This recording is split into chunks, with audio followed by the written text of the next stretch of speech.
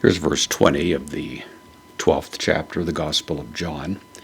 John leaves behind for a moment the discussion concerning the Pharisees, the religious leaders, and others who are really in a state of some anxiety because they see so much attention being given to Jesus, and of course that has the effect of sabotaging their own preeminent status and so on in the community.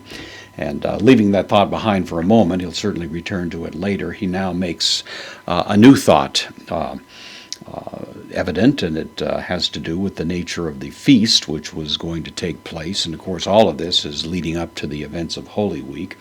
And so we begin with ason. This is from ami, I am. It's the third person plural, imperfect active indicative. So they were would be the rendering, the postpositive de. So but there were.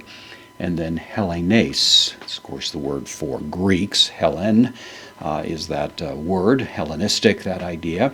And so there were Greeks, and then tenes, indefinite pronoun. This is the masculine plural nominative. It'd be rendered some, normally something like that, depending on how the context wants to use it. So there were Greeks.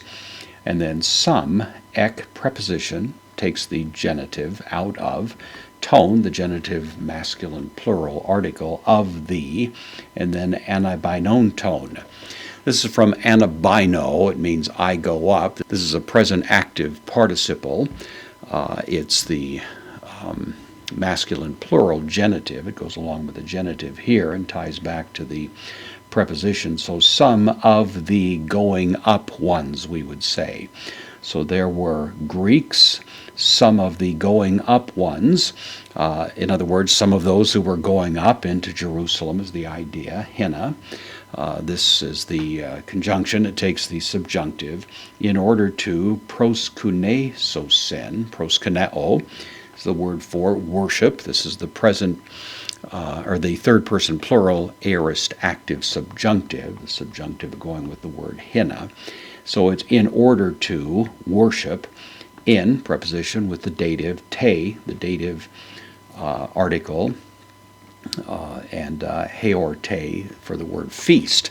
So there were some of those who were going up who were Hellenists, who were Greeks, in order to participate, to worship in the festival. A couple of ways this is viewed. Some would say these would be Gentile proselytes, Greek-speaking people from the Gentile world who are going up to worship. The fact that they're going to worship says that these are people who, in some sense or other, must be viewed as part of the broader covenant community. But whether they were Gentiles or simply Greek-speaking Jews remains a little bit ambiguous at this point. We see a similar kind of reference, however, to Hellenists in the book of Acts, who were in fact Jewish people. They just happen to be Greek speakers. So one way or another, John is now introducing this group of people, and of course they're going to play a role in the story as it unfolds from this point on.